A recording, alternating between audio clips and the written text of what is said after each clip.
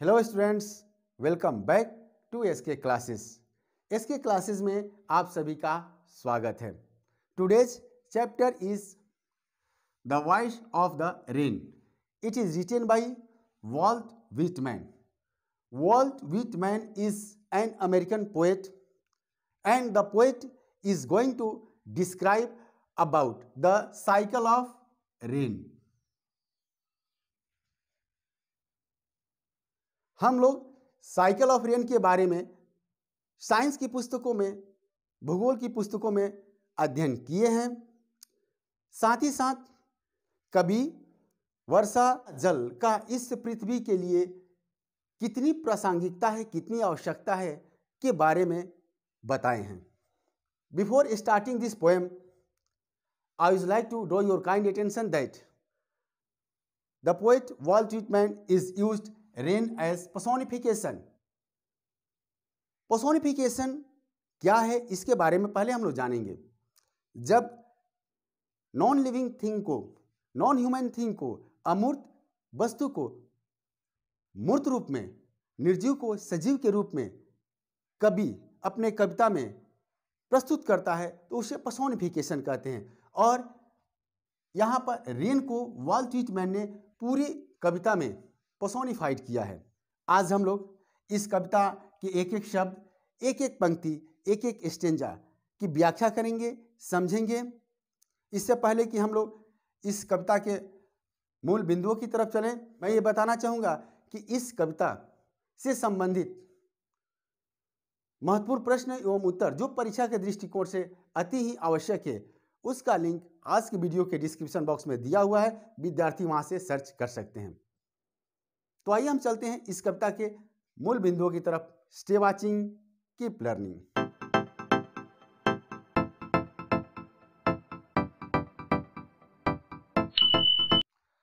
The writer of this poem, Walt Whitman, is written this poem in conversational tone. And who art thou? यहां art आके एक word है। Art का अर्थ यहां are से है और दाऊ का अर्थ यहां यू से है। And who are you? तुम कौन हो? सेड आई, मैंने पूछा, यानी कवि ने पूछा कि तुम कौन हो। किससे? To the soft falling shower, जो शावर वर्षा की बूंदें, फुहारें जो धीरे धीरे मंद मंद कोमल रूप से गिर रही है, उससे कभी पूछता है कि तुम कौन हो।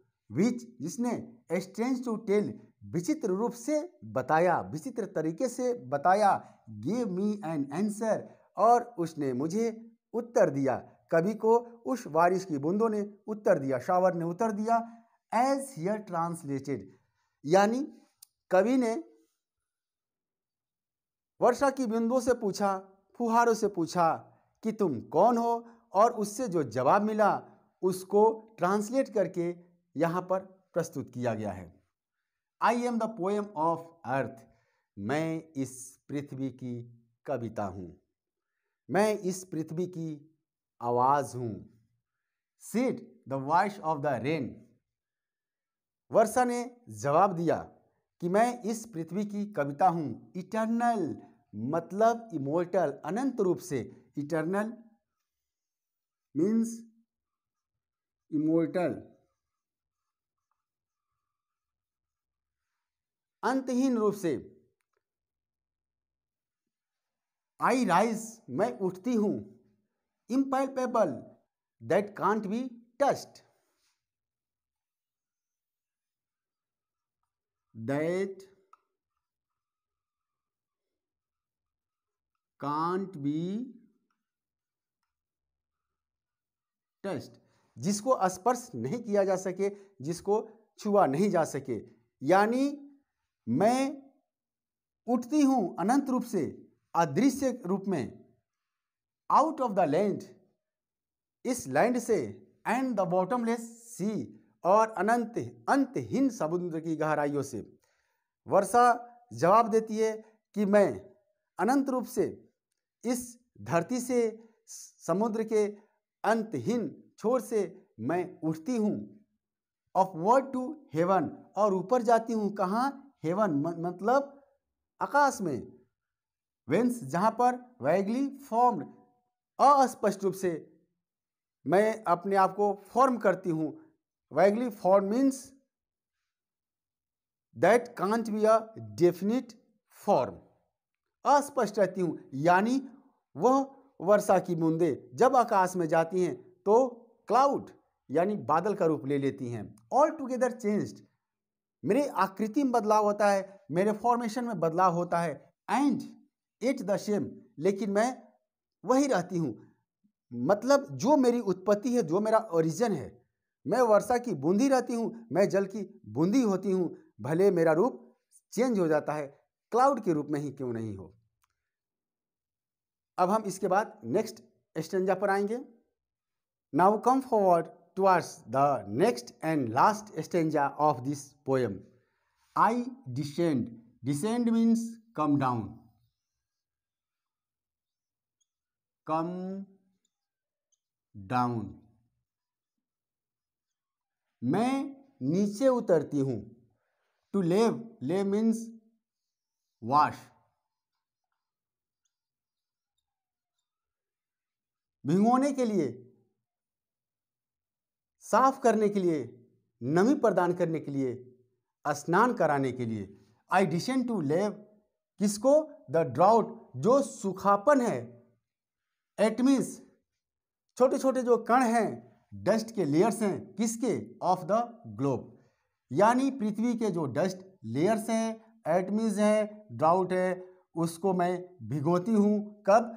जब आई डिसेंड, नीचे आती हूँ।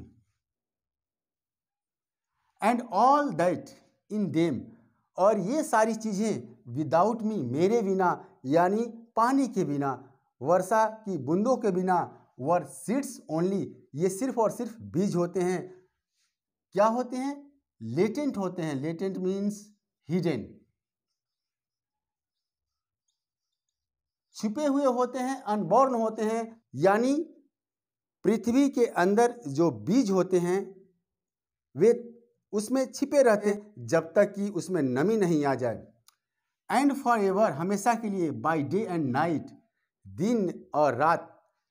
आई give back life to my own origin, मैं अपने ओरिजिन को नई जिंदगी देती हूँ। यहाँ ओरिजिन यानी वह बूंदे जो लैंड पर हैं, वे ऊपर जाकर आसमान में बादल के रूप में बन जाती हैं, उसके बाद फिर वर्षा की बूंदों के रूप में नीचे आती हैं। तो यह अपने ओरिजिन में आती हैं और उसको नई जिंदगी देती है, यानी पृथ्वी को एक नया जीवन मिलता है। एंड मेक प्योर, शुद्ध करती हूँ। एंड ब्यूटीफाई इट, और इस पृथ्वी को सुंदर करती हूँ। ये जो लाइन है यह कवि के अपने भाव हैं। फॉर सॉन्ग, सॉन्ग के लिए। Issuing from its birth place, यह जो सॉन्ग है जो अपने बर्थ प्लेस से इशू होता है, निकलता है, यानी कलाकार या गायकार के अंतर आत्मा से जो गीत निकलती है। आफ्टर फुलफिलमेंट, वॉन्डरिंग, यानी जो गीत, जो उद्गार गायकार के अंतरात्मा से निकलती है वह लोगों के बीच जाती है। रेकन्ड और अनरेकन्ड, मतलब नोटिस करे कोई या नहीं नोटिस करे। रेकन्ड मतलब नोटिस करना, अनरेकन्ड मतलब without notice.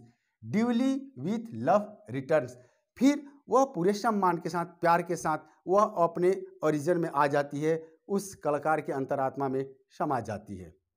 And it is the end of this poem.